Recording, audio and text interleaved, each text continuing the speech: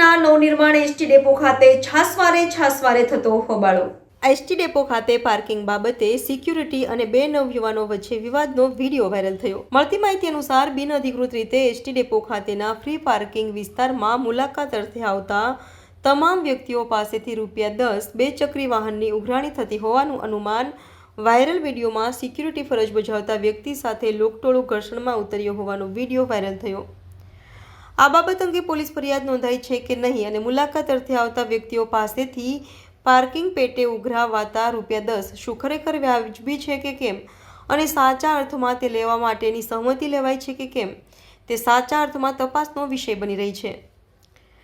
બેઝમેન્ટના અંદરના ભાગે પાર્કિંગના પૈસા લેવાતા હોવા છતાં બેઝમેન્ટના બહારના ડેપો ઉપરના ભાગે કોની મંજૂરીથી આ પાર્કિંગની ઉઘરાણી કરાઈ રહી છે તેવા સવાલો ઉઠવા પામ્યા છે।